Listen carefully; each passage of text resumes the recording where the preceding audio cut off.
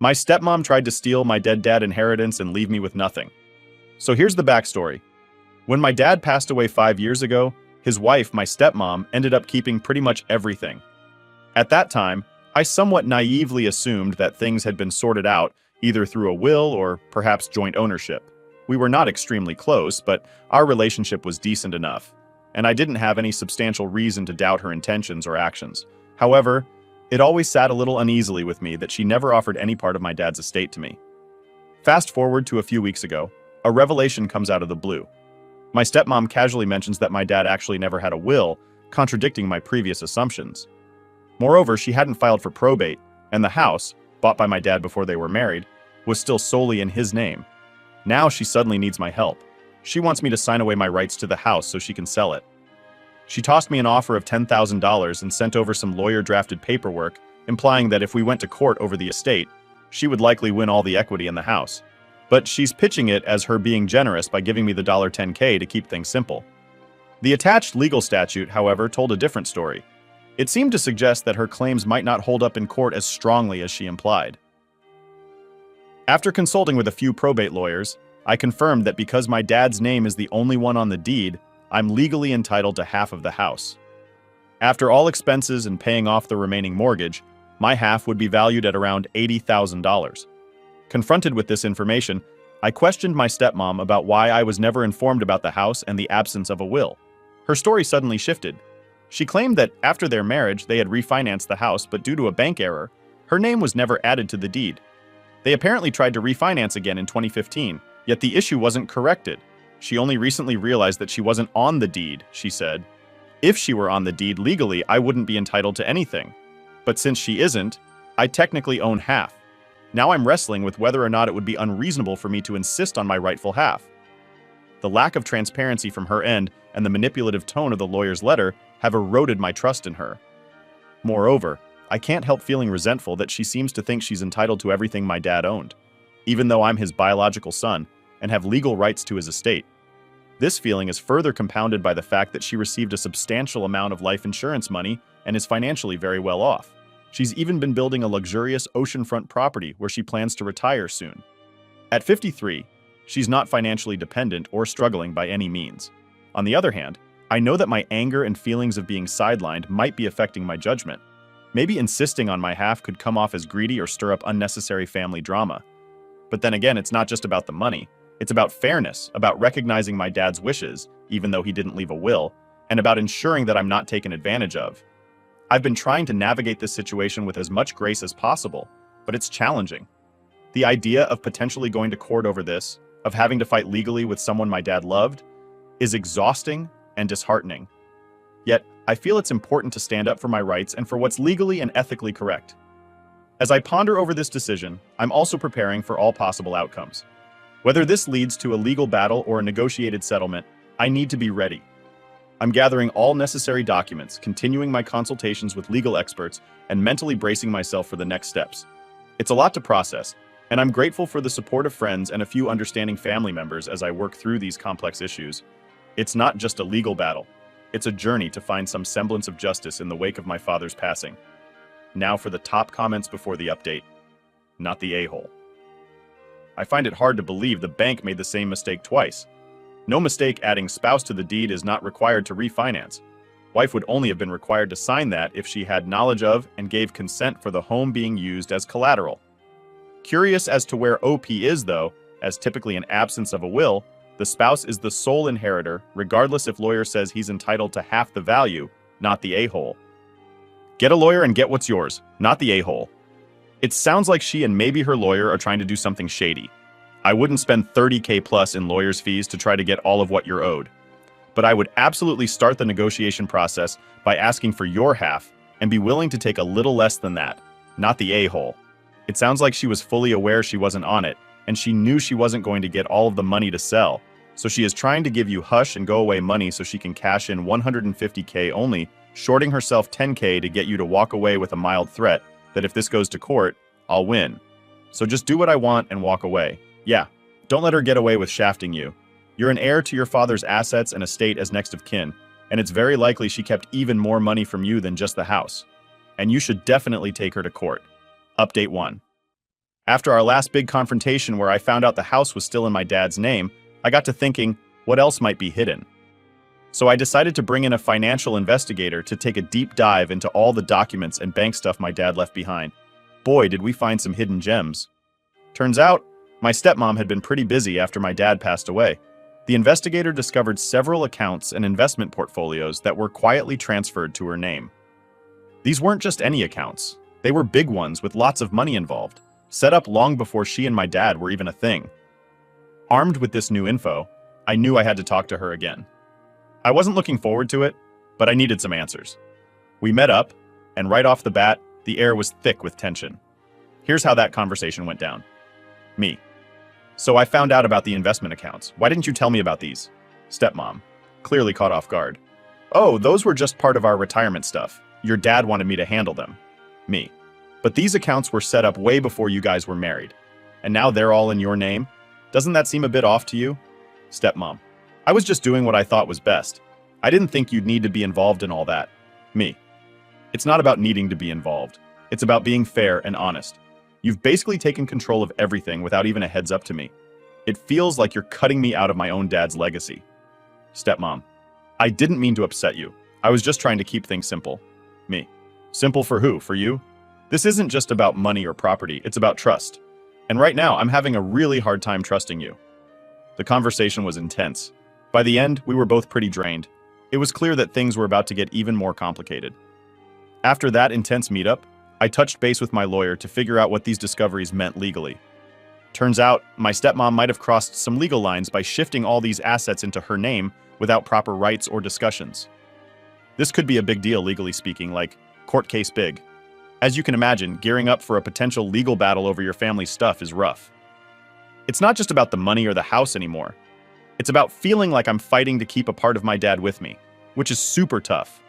I'm now in full prep mode, getting all my documents in order, talking to witnesses, and mentally gearing up for what might be a full-on court drama. It's the last thing I wanted, but I've got to stand up for what's right, not just for me, but for my dad's memory too. Through all of this, the support from you guys and some of my family who understand what's going on has been my anchor. It's reminded me that even in the craziest storms, you've got to have people in your corner. I promise to keep you updated as things unfold. Thanks for sticking with me and sending all the good vibes. Here's hoping for some fairness and peace at the end of all this drama. Update 2. Hey everyone, I'm back with another update, and things have only gotten more intense. If you thought the last update was wild, hold on to your hats, because this one takes the cake. Just when I thought I had a handle on things, my stepmom pulled another fast one. Here's what's been going down. After our last heated conversation, I was hopeful that maybe, just maybe, my stepmom would start being more straightforward. For a few weeks, things were quiet. Too quiet. I should have known better because that calm was just the setup for her next move. One day, out of the blue, I get this thick envelope in the mail. It's from her lawyer. I open it up, and inside are a bunch of documents. The letter explains that my stepmom is now offering me $20,000, double her original offer, to sign away my rights to the house and all other assets. The kicker? The letter is worded to make it seem like this is my only option, and if I don't take it, I could end up with nothing. They even threw in some legal jargon to scare me off. I felt my blood boil. This was a clear attempt to manipulate me into thinking I had no other choice but to accept her offer. It was sneaky and underhanded, but I wasn't going to fall for it. I immediately called my lawyer to discuss the letter. We decided it was time to confront her and her legal team directly. We set up a meeting with her lawyer present. The tension in the room was palpable when we all sat down. Me. So I got your letter. Care to explain why you think this offer is fair? Stepmom's lawyer. We believe it's a generous offer given the circumstances. It simplifies things for everyone involved. Me. Simplifies things for who? For her? Because from where I'm standing, it looks like an attempt to bully me out of what's rightfully mine. Stepmom. I'm just trying to be fair and avoid a long, drawn-out legal battle. This offer is more than reasonable. My lawyer. Given the assets involved and the legal standing my client has, this offer is far from reasonable. It's an attempt to manipulate him into giving up his rightful inheritance. Stepmom's lawyer. If we go to court, there's no guarantee your client will win. This offer avoids that uncertainty. Me. I see what you're trying to do. But here's the thing. I've done my homework. I know my rights, and I'm not backing down. The meeting ended with no agreement. It was clear my stepmom was trying to scare me into submission, but I wasn't having it. After the meeting, I felt a mix of anger and determination. I reached out to more family members, explaining the full situation and asking for their support. Surprisingly, several of them, who had initially been on the fence, started to see things from my perspective. It was a small victory, but it felt good to have some family backing me up. I'm now more determined than ever to see this through. My lawyer and I are preparing for what might be a long court battle. We're gathering all the evidence, including the history of the investment accounts and any correspondence that shows my stepmom's manipulation. This whole situation has been incredibly stressful, but I've been leaning on my friends and some supportive family members to get through it.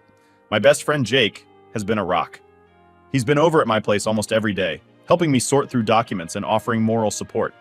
Sometimes we take breaks and just hang out, trying to take my mind off all the legal stuff for a while.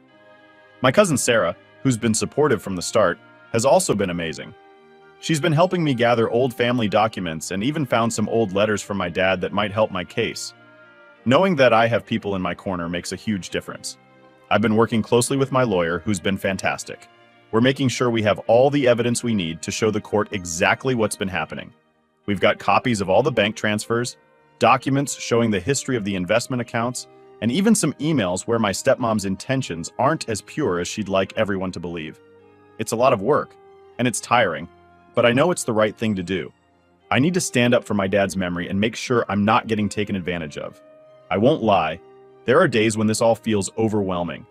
The idea of going to court and having to fight for what's rightfully mine is exhausting. But every time I think about giving in, I remember my dad and how hard he worked for everything he had. He wouldn't want me to back down. I'm trying to stay positive and take things one step at a time. I know this battle isn't over yet, but I'm ready for whatever comes next. I'm going to fight for what's right, and I have faith that the truth will come out in the end. Thank you all for sticking with me through this. Your support and advice have been incredible, and knowing I have people rooting for me means the world. I'll keep you updated as things progress. Here's to hoping for justice and a fair resolution. Update 3. I'm back with another update on the ongoing drama with my stepmom and my dad's estate. After our last heated conversation and the intense meeting with her lawyers, things went quiet for a bit. I was gearing up for a long court battle, gathering all the evidence, and preparing for what felt like an inevitable showdown. But then, out of nowhere, I got another letter from my stepmom's lawyer. This new letter had a very different tone. My stepmom was now offering me half of the house, but no other money or assets. This was a huge change from her previous stance where she barely offered me anything. It felt like a step in the right direction, but it also left me with a lot of questions. I started wondering why she had suddenly changed her mind. Was she scared she might lose in court? Was there something else going on? To get some clarity, I decided to reach out to some family members and friends to see if they had any insights. I called up my cousin Sarah, who has been incredibly supportive throughout this whole mess. She was just as surprised as I was by the new offer. Here's a bit of our conversation. Sarah: it sounds like she's getting scared. Maybe she knows she doesn't have a strong case. Me: yeah, but why offer just half the house and not the other assets? There's got to be more to it. Sarah: it could be a tactic to get you to settle quickly without going to court. She might be worried about what else could come out during a trial. That conversation got me thinking. If my stepmom was genuinely afraid of going to court, maybe there was more she didn't want to reveal. I decided to talk to some other family members to see if they had any insights. I reached out to a few relatives who hadn't been directly involved but knew about the situation. My Aunt Linda, who's always been pretty neutral, had an interesting perspective. Aunt Linda: I heard from a mutual friend that your stepmom is really stressed about the possibility of going to court. She's worried about her reputation and what people might think if all this becomes public. Me: that makes sense, but should I settle for just half the house? What about the other money and assets? Aunt Linda: you have to do what's best for you. If you think you can get more, maybe it's worth pushing for a fairer settlement. But if it's more about closure and moving on, maybe accepting half the house is a good compromise. This new information left me with a lot to think about. On one hand, settling for half the house would avoid a lengthy and stressful court battle. On the other hand, I felt like I deserved more, especially considering the other assets and the way my stepmom had handled things so far. I decided to discuss it further with my lawyer. We went over the potential outcomes and what a court battle might look like. Me: do you think we should take this offer, or should we push for more? My lawyer: it depends on what your priorities are. If you want to avoid court and get closure quickly, this is a good offer. But if you feel strongly about getting what you believe you're entitled to, we can definitely push for more. It's clear she doesn't want to go to court, which gives us leverage. After weighing all the options, I decided to respond to the offer, but with conditions. I proposed that in addition to half the house, I should also receive a portion of the other assets. It was a compromise that I felt was fair and might also appeal to my stepmom's desire to avoid court. We sent the counteroffer to her lawyer and waited for a response. It didn't take long. A few days later, we got a reply saying they were willing to negotiate further. This felt like a small victory and a step towards a resolution. Throughout this ordeal, I've been leaning heavily on my friends and supportive family members. My best friend Jake has been amazing. He's been over at my place almost every day, helping me sort through documents and offering moral support. Sometimes we take breaks and just hang out, trying to take my mind off all the legal stuff for a while.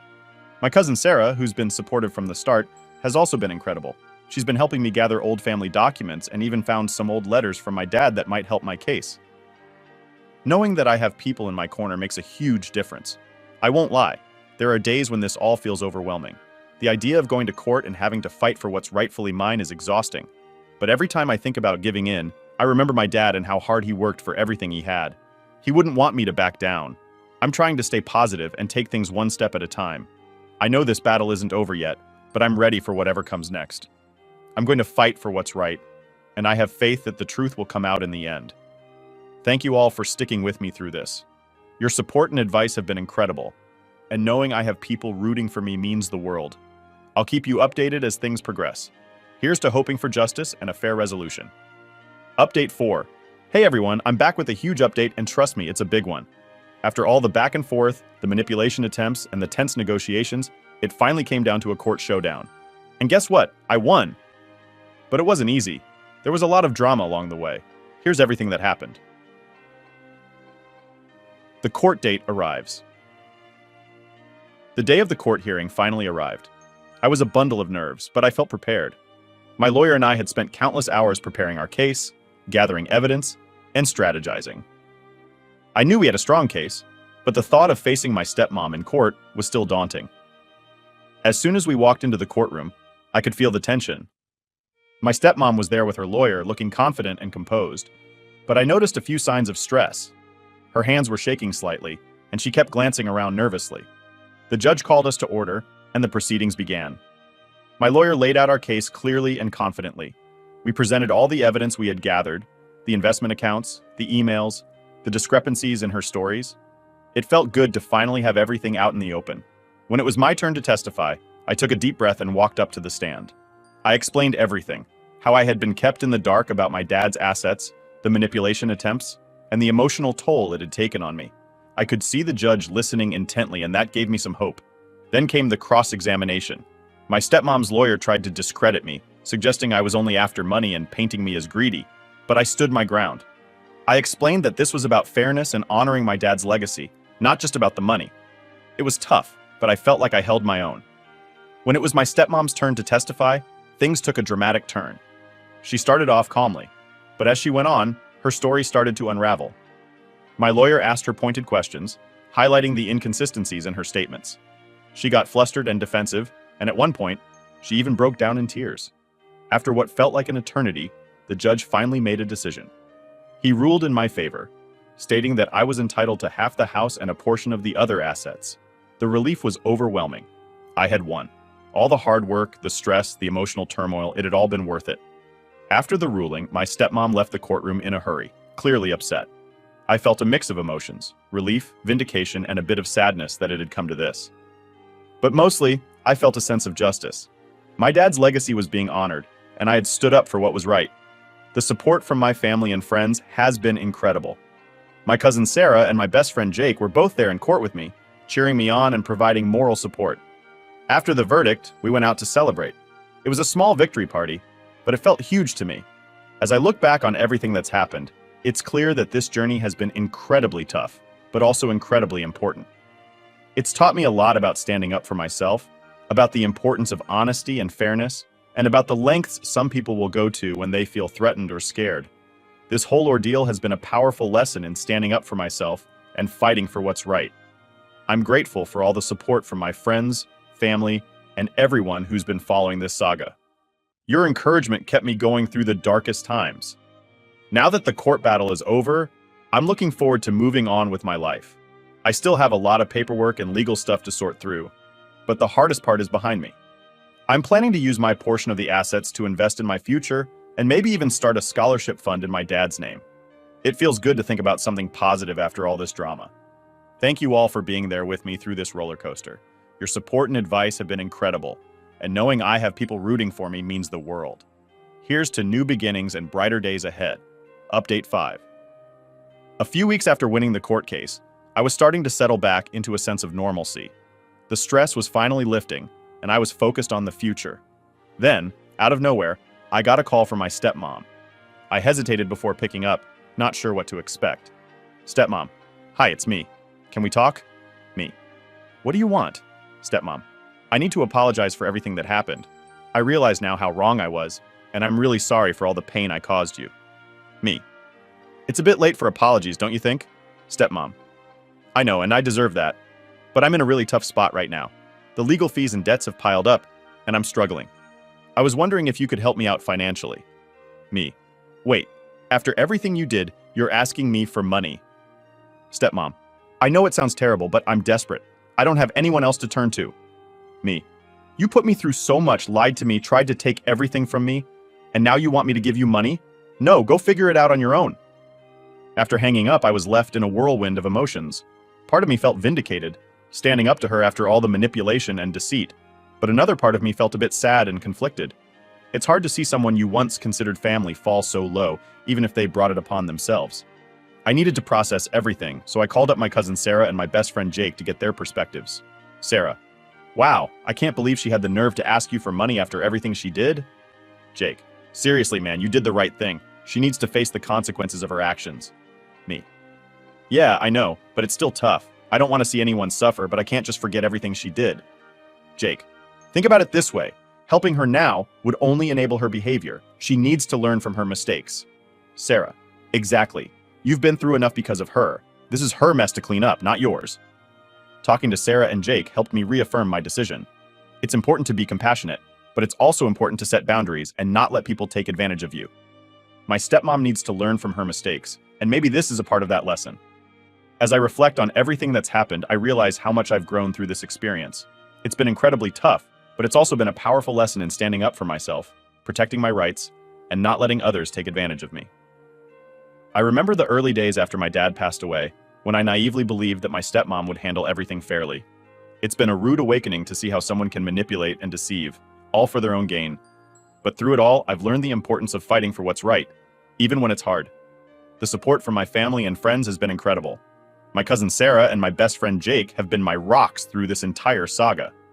After the call with my stepmom, we all got together to talk it out and make sure I was feeling okay. We decided to have a little celebration, not just for winning the court case, but for getting through this whole ordeal. We ordered some pizza, watched some movies, and just relaxed. It was exactly what I needed to decompress and start moving on. I'm more determined than ever to focus on the positive things in my life. I'm planning to invest my portion of the assets wisely and start that scholarship fund in my dad's name. It's time to turn this difficult chapter into something meaningful and positive. I want to thank all of you for being there with me through this entire saga. Your support, advice, and encouragement have been invaluable. It's been a tough journey, but knowing I had people rooting for me made all the difference. Here's to new beginnings, learning from the past, and building a brighter future. I'll keep you all updated on how things go, but for now, I'm feeling hopeful and ready to move on. Last update. Hey everyone, this will be my last update on this saga. It's been a long journey full of twists, turns, and plenty of drama, but I'm happy to say that I'm finally moving forward with my life. Here's what's happened since my last update and how things are looking now. After my stepmom's unexpected call asking for money, I felt a mix of emotions. While part of me was angry, another part felt a strange sense of closure. I had stood my ground, and that was important. Life began to settle into a new normal after that conversation. One of the first things I did was set up the scholarship fund in my dad's name. It was something I had been planning to do for a while, and it felt really good to finally put it in motion. I worked with a local school to establish the criteria and the application process. We named it the Dad's Name Memorial Scholarship Fund. Knowing that my dad's legacy will help deserving students achieve their dreams is incredibly fulfilling. I remember sitting down with the school's principal to iron out the details. We decided the scholarship would go to students who demonstrated not only academic excellence, but also a passion for community service, values my dad held dearly. We set up a selection committee, and I'm excited to see the first batch of applicants this coming school year. With the portion of the assets I received, I've been investing wisely. I met with a financial advisor who helped me set up a diversified portfolio. This not only secures my future, but also ensures I can continue to support causes and projects that matter to me. My financial advisor, Karen, was fantastic. She explained everything in simple terms, which was great because I was pretty new to the world of investments. We talked about stocks, bonds, and mutual funds, and she helped me create a balanced portfolio. Now I feel more confident about my financial future and have peace of mind knowing I'm making smart decisions. The whole ordeal brought some family members closer to me, while others drifted away. I've focused on strengthening the bonds with those who supported me through everything. My cousin Sarah and I have become closer than ever, and we regularly hang out and support each other. Sarah and I decided to start a tradition of monthly family dinners. We take turns hosting, and it's been a great way to stay connected. At our last dinner, we made a big pot of spaghetti and garlic bread, just like we used to have at family gatherings when we were kids. We spent the evening reminiscing about the good times and planning future get-togethers. A few months ago, I decided to take a trip to clear my head and reflect on everything that happened. I went to a quiet beach town, rented a small cottage, and spent my days walking on the shore, reading and just relaxing. It was exactly what I needed to reset and start fresh. During that trip, I met someone special. We hit it off immediately, and what started as a vacation romance has turned into something more. It's still early days, but I'm optimistic and excited about this new chapter in my life. Her name is Emily, and we met while I was out grabbing coffee at a local cafe. We started chatting about books. Turns out we both love mystery novels. We spent the rest of my trip exploring the town together, visiting local shops, and watching sunsets on the beach. We've kept in touch since, and she's planning to visit me next month. Reflecting on my stepmom's request for money and her apology, I've realized the importance of forgiveness, not for her sake, but for mine. Holding on to anger and resentment only weighs me down. While I won't forget what she did, I've decided to let go of the bitterness. This decision has brought me a lot of peace. Forgiveness doesn't mean I'll ever fully trust her again, but it does mean I can move on without carrying that heavy burden of anger. It's like a weight has been lifted off my shoulders, and I feel lighter and more focused on what truly matters. The support from my family and friends has been incredible. My cousin Sarah and my best friend Jake have been my rocks through this entire saga. After the call with my stepmom, we all got together to talk it out and make sure I was feeling okay. We decided to have a little celebration, not just for winning the court case, but for getting through this whole ordeal. We ordered some pizza, watched some movies, and just relaxed. It was exactly what I needed to decompress and start moving on. I'm more determined than ever to focus on the positive things in my life. I'm planning to invest my portion of the assets wisely and start that scholarship fund in my dad's name. It's time to turn this difficult chapter into something meaningful and positive. One of my goals is to travel more and experience new cultures. I've always wanted to visit Japan, and now that things are settling down, I'm planning a trip there next spring. I've started learning some basic Japanese phrases and researching all the amazing places I want to visit. I want to thank all of you for being there with me through this entire saga. Your support, advice, and encouragement have been invaluable. It's been a tough journey, but knowing I had people rooting for me made all the difference. As I close this chapter, I'm filled with hope and excitement for the future. I've learned so much about resilience, standing up for myself, and the power of forgiveness. This experience has shaped me in ways I never expected, and I'm ready to embrace whatever comes next. This chapter of my life is closing, but a new one is just beginning. I'm ready to embrace it with hope, positivity, and the lessons I've learned along the way. Thank you all for being part of this journey. Here's to new beginnings and brighter days ahead.